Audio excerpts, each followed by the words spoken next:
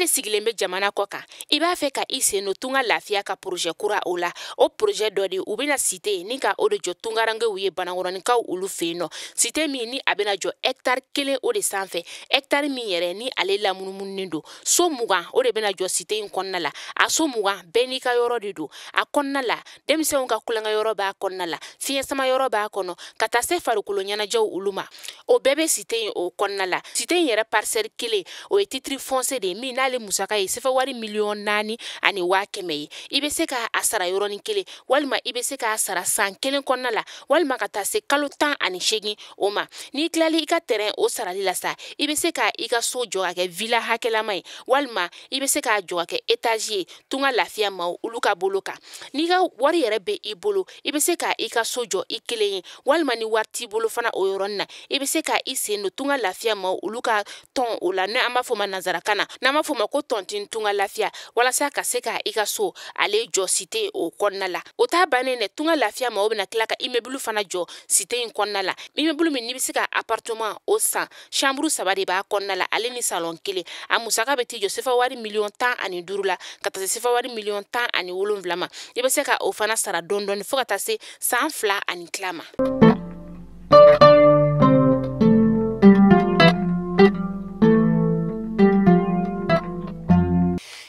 utukalo tile 25 ye san 2022 an bɛ aw bɛɛ lajɛlen fo yan fo aw sigiyɔrɔ la Mali kɔnɔ yan ka taa se Mali kɔkan ma aw minnu b'aw sigi ni ka anw ka kunnafoni ka ale lajɛ sanga an'a ka wagati an b'o foli k'aw ye dante o foli min na kunnafoni a waati selen de a y'o bisimila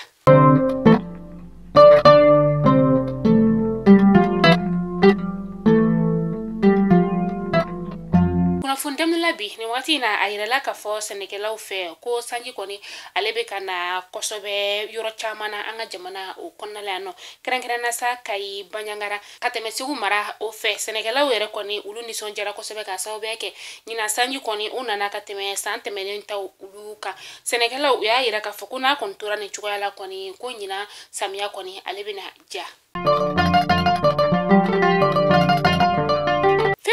tabakɔrɔ logement sociaux maw ye olu kɔni sunɔgɔ kun tigɛlen do olu la ka sababuya kɛ olu kɔni tun tɛ miniji ɲuman ni ka o sɔrɔ u sigiyɔrɔ o la an ka ministre min bɛ nɔ ni ale ɲɛsinnen bɛ sanu jiko ani kuranko koɲɔgɔn ma ale n'o ye Lamine Seydou Traoré ale kɔni wulila ni ka taga I ɲɛ da nin ko koɲa ninnu kan walasa ka se ka a ɲɛdɔn gɛlɛya min bɛ u la kɛrɛnkɛrɛnna sa u ka jibɔnɔ bɛ yɔrɔ min na sa ni o de ye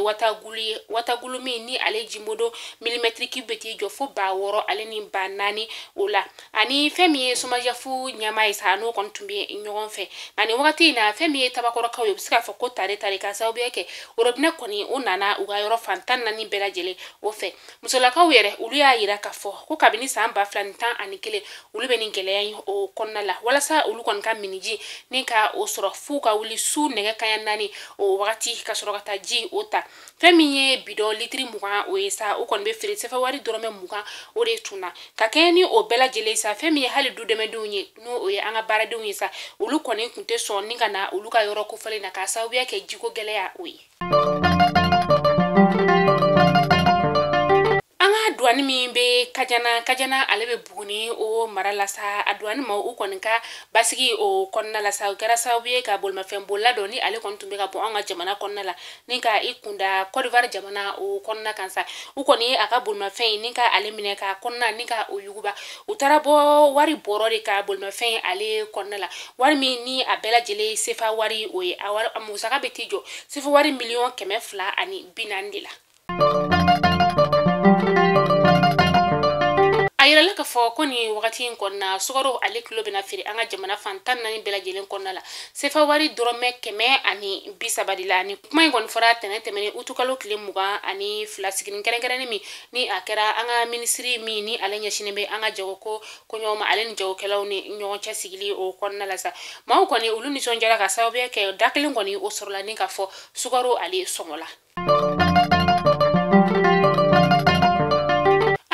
dɔngilidala ba min be no ni ale madam Kwate Jeneba Seki sa Jeneba Seki ale ka san bisaba ɲɛnajɛ olu kɔnɔna la dɔngilida o la sa min n'a kun y'a layidu ta ka fɔ ko a ka ɲɛnajɛ o mana kɛ sa kɛmɛsara o kɛmɛsara a bɛ 60 ni ka o taga di an ka finitigɛlaka minnu ni olu tora kɛlɛ la olu furumuso minnu tora u kɔ sa k'a bɛ musaka ta ni ka di olu ma o kɔnɔna la sa utukalo tile 23 san 2022 a kɔni ye a ka layidu ni ka o timɛ ka se ka balofɛnw ni ka o taga di ni musolakaw ma balofɛn min ni a bɛ tali kɛ fɛn min ye malo bɔrɔ 120 n'o ye kilo 50 bɔrɔ ye sa ka taga se tulu bidɔn 120 ma n'o y'a 5 litiri ye ani tuguni fana a ye fɛn min fana fara kan o de ye safinɛ carton o 60 ye a y'o ta ni ka o di an ka kɛlɛkɛcɛ minnu tora kɛlɛkɛyɔrɔ la olu furumusow n'u ka denbaya ma.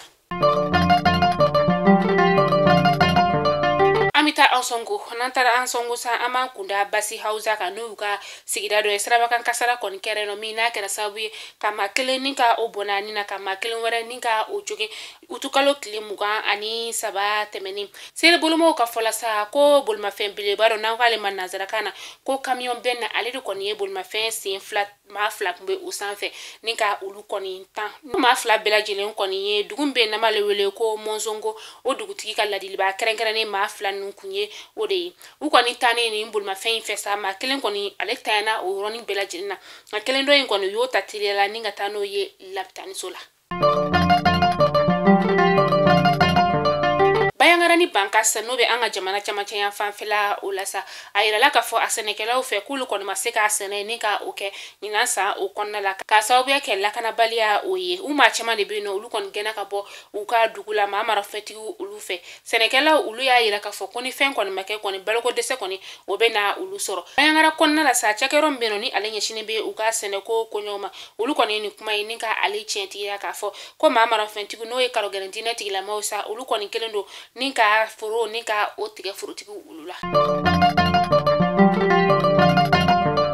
Mali kunnafoni jabarani lajɛbɔ aw kulo garizɛgɛ kɛra ni kunnafoni damadama de bi ka da aw kulo kan hakili la aw ye faamuyali caman sɔrɔ an ka bi kunnafoni na yanni an ka kunnafoni datugu sa i n'a fɔ a bɛɛ b'a kalama ka fɔ cogo min na tunga lafiya ale de anw ka kunnafoni ale jukɔrɔma dondoba ye sanga a n'a ka wagati an tun y'a fɔ ɲɛna k'a fɔ maa minnu bɛ yen nɔ ko terrain de bɛ i bolo a bɛ wagati jan bɔ i t'a dɔn i ka terrain i bɛna jɔ cogoya min na e ka terrain a papier de titre foncier walima permis d'occuper de don tunga lafiya maaw bɛ aw ka terrain ale jɔli kama an kun y'a fɔ ɲɛna fana ko tunga lafiya maaw e maa min bɛ yen nɔ ko wari dafalen de b'i bolo i b'a fɛ ka i ka terrain ni ka ale jɔ i b'a ta ka di tunga lafiya maaw ma u b'i ka terrain jɔ ni k'a ban pewu ka a d'i ma damu ani lafiya o kɔnɔna la maa min fana bɛ yen nɔ i bɛ fɛ k'a jɔ dɔɔni o wari de b'i bolo u bɛ sɔn o fɛnɛ ma e maa min fana bɛ yen nɔ ko wari yɛrɛ tɛ e bolo kɔrɔ i sen don tunga lafiya maaw olu ka pari la pari min n'a bɛ se ka kɛ sababu ye ka se k'i ka so ni ka a jɔ teliyala damu ani lafiya o kɔnɔna la duplex ale maaw kɔni olu ka papier o dafara ka ban olu ka tɔn ale papier o clôture la nin wagati na maa minnu bɛ yen nɔ sa ni olu ka terrain de b'u bolo u bɛ fɛ ka kɛ villa 3 chambres salon o ye olu de ka yɔrɔ o ma fa fɔlɔ n'o olu ka pari o ma datugu fɔlɔ sisan nɔ ne bɛ bɛ fɛ k'i tɔgɔ sɛbɛn o la u ka nɔgɔ tunga lafiya ma u ka numéro u bɛna sɛbɛn an ka kunnafoni ale duguma i bɛ u wele walasa ka se ka i tɔgɔ sɛbɛn u ka tɔn na olu ta ye kalo 5 o kalo 5 maa kelen ka so tile o bɛ ta ni ka a d'i ma a tɔn na i bɛ euro wari 580 ni ka o de bɔ n'o bɛ sefa wari 76 ma kalo 5 o kalo 5 maa kelen ka so tile bɛ ta ni ka a d'i ma tunga lafiya ma u nana an ka tungaranke olu lafiyali de kama o kuma i sen jona tunga lafiya ma olu ka tɔn na walasa i bɛ se k'i ka so jɔ damu ani lafiya o kɔnɔna la aw ka mɛn sini inshallah kunnafoni kuraw olu kɛnɛ kan.